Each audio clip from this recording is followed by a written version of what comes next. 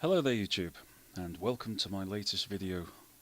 This one's about making a range of Sgian Dubhs that we've got going at the moment, with solid real antler handles from red deer mainly.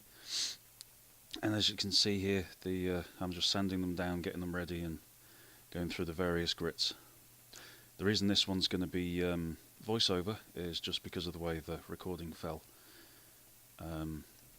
Yeah, and I didn't have anything with me doing a piece to camera, so doing the voiceover instead. Sorry if you can't see the grits and everything. I'm desperately trying to keep this video to under 20 minutes for once. Yeah, so welcome, and I'll take you through how we make Sgian Dubhs. There's a nice polished finished one, and there's me.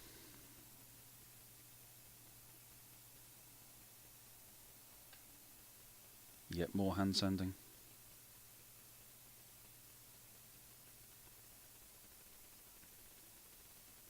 Looking a lot shinier.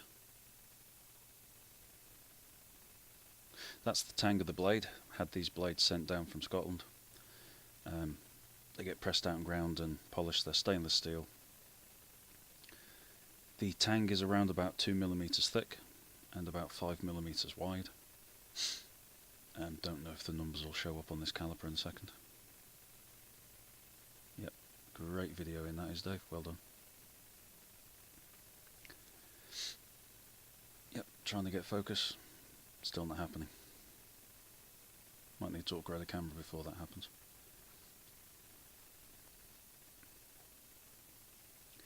Right, and the way that you set a tang into a knife handle is you do a preliminary drilling hole to rough out where it's going to be, and then you heat the tang up till it's nice and glowing, and then press down the handle. This is obviously does sped up, so it happens a lot slower. But when you do that, it'll fit absolutely perfectly into its little groove in the handle, and then you allow the tang to cool down, and as it does so, the metal retracts and provides just enough room, a small gap around the edge of the hole for the resin to go in, for the epoxy that we use to glue the handles in. You can see in the top of this one there's a big sort of dish in the top. That's a gap that's been cut out ready to accept a brass pommel. If memory serves, I think all of these ones have brass pommels on them, and a brass bolster as well. Doing a test fit, goes in and has a satisfying click right at the end.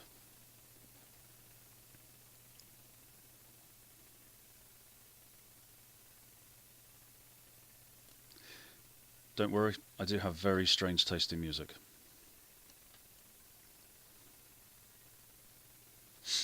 This is fitting the brass bolster. I tried to put just the brass on with epoxy and then sort of just grind it away that way and polish it up. However, the grinding actually melted the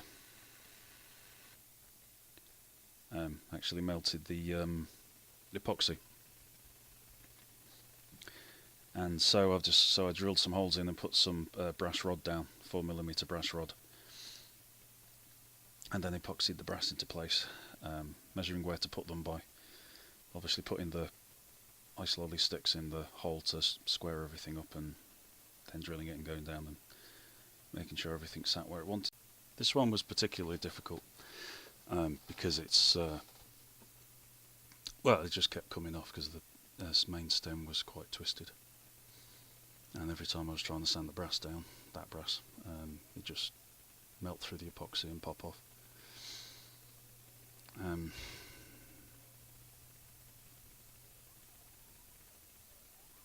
Now I'm going to adapt a clamp with one of the little strips of wood, so that I'm actually pressing down on the bolster face and not just on the pins.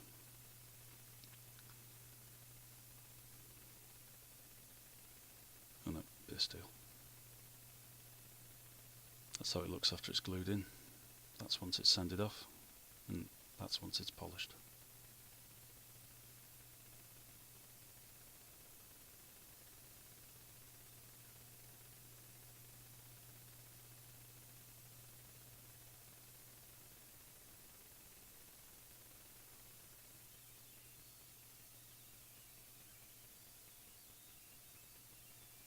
different handles moving on to the next stage.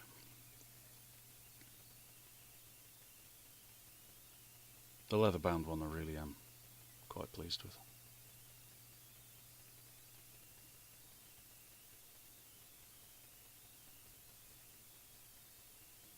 This epoxy that we're making up is a 5-minute epoxy,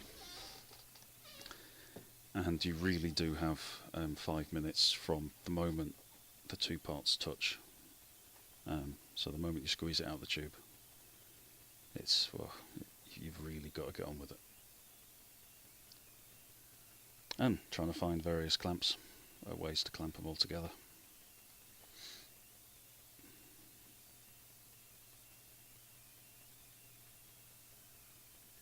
In some cases using the blade to hold the bolster on, as the holes had already been pre-drilled.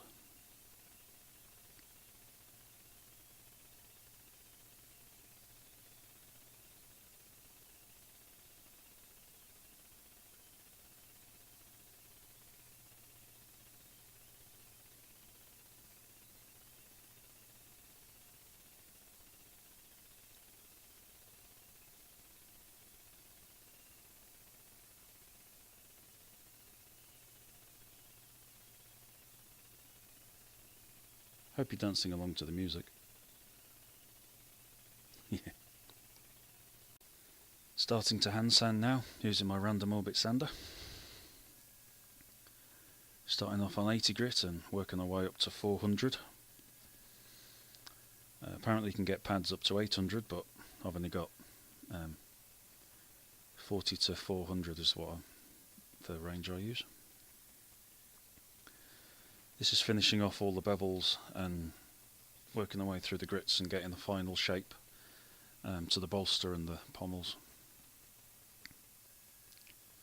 Nicely rounding off the edges and getting them all looking lovely.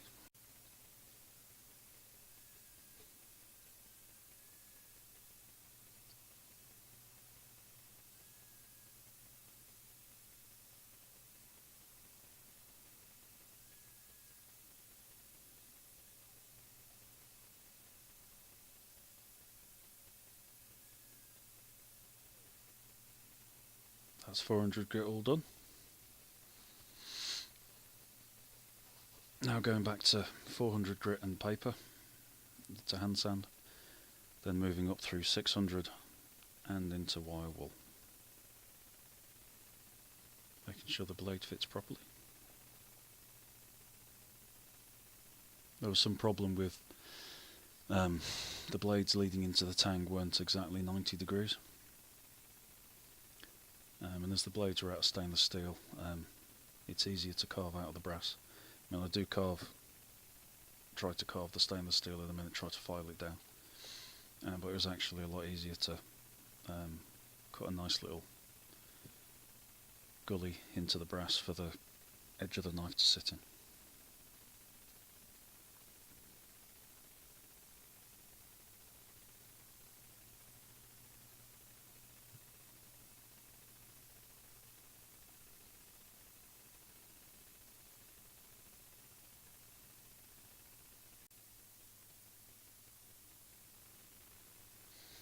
This is the wooden handled bit, European walnut, with a stainless steel blade on it. The glue I use is Gorilla Epoxy.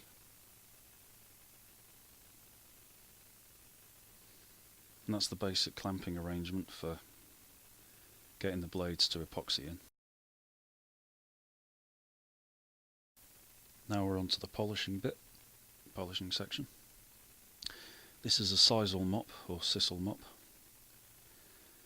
It's got something that feels a bit like straw coming out from the centre towards the outside, so it adds to the abrasiveness of the actual mop and the compound. Screwing it onto the pigtail there. Going to be using the first cut compound, which in this instance is black. I'll leave a link below to all the places I now use to the place that I use to get the polishing bits and pieces from. Local to me, they're really pretty decent guys, but they happily post mail order, so that's not a problem. The goal of this is to remove all scratch marks from the previous grits and to create a nice uniform matte finish to the metal of the antler.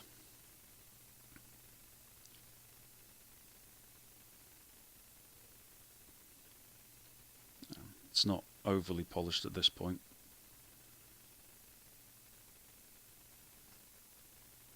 but as you can see it still looks pretty half decent.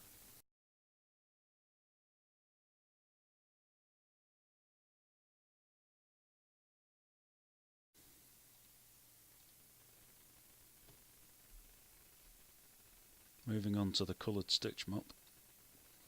This doesn't have any extra abrasive inside it, as far as I can tell. It's just a cloth mop that's stitched in a circular fashion from the centre out towards the edge, which gives it a significant amount of rigidity as you're polishing it, as opposed to the loose mop that is the stage after this, and that, well, as it says, it's quite floppy. It's got its centre stitched, and that's it. So this is the second cut, or the final cut, compound that's gone on. After this there'll be a polishing compound, but I don't think I recorded that.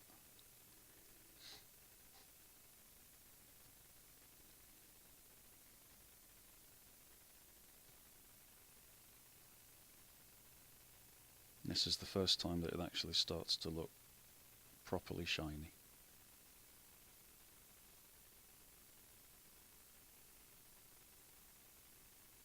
Beautiful.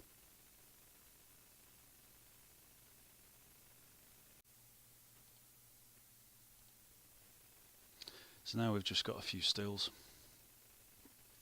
coming up.